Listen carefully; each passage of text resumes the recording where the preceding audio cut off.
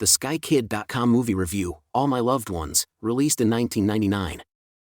Movies about events that took place in the years foreshadowing the outbreak of World War II, especially those whose plots involve children, are typically emotionally charged with stories no one can remain indifferent to.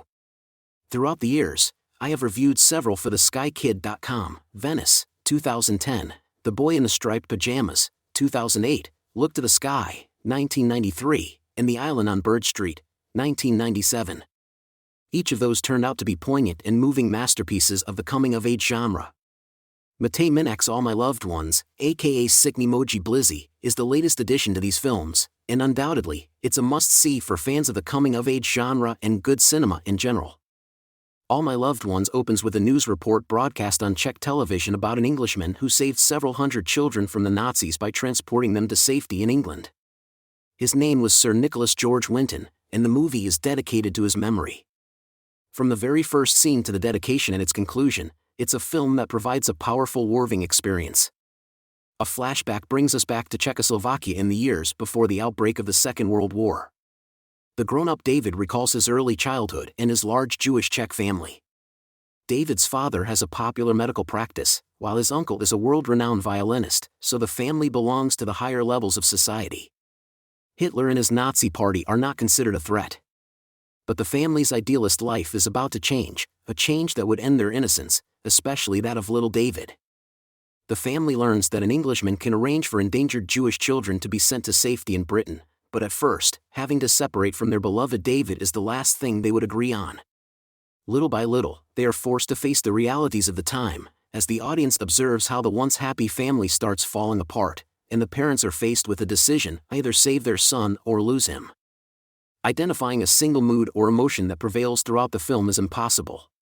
Its emotional structure follows a dualistic approach. Its first half introduces David and his family in an uplifting manner.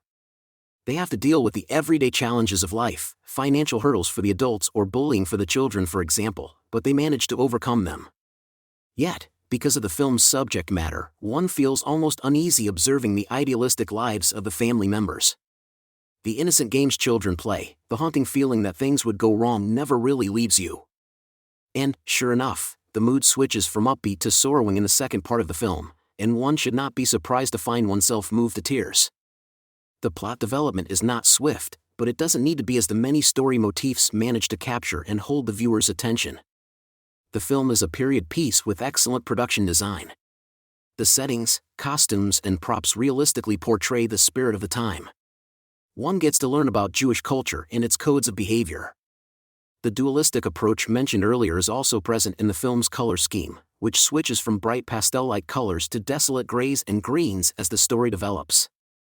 The beautiful score by the Polish composer Janusz Stoklosa, an implicit mixture of classical music, children's choir performances, festive waltzes and tender violins, effectively enhances the effect of the images and increases one's involvement with the story. The entire cast delivers a striking performance, allowing the audience to fully appreciate the dramatic depth of the story. The young Brano Halasek left a long-lasting impression on me with his natural performance and sincere expressions, especially his heartwarming, affectionate smile, which one comes to appreciate thanks to the many reaction shots of his face. The fate of his character David is strongly interrelated with the story's development from the very first moment when it becomes clear that the story will be told from his viewpoint, even if not in the first person. The unique boyish pitch of Brano Halasek's voice adds another dimension to his character. David's best friend is a girl played by Lucia Kulkova. While her role is a supporting one, and unlike Bruno, she did not pursue an acting career later on, Lucia delivers a solid performance, making the interaction of the kids one of the film's high points. Their playfulness and pretend weddings are among the most memorable scenes of the film. The film's ending features BBC documentary footage from the 1998 reunion between the actual Sir Nicholas George Winton and the grown-up children he rescued.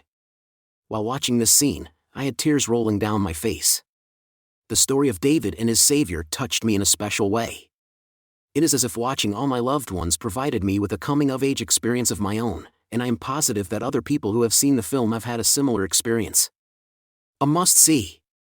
This review was written by Georgi Krastev and originally published at theskykid.com on December 7, 2012. You can find it in writing on the site alongside many other reviews of coming-of-age films from across the globe.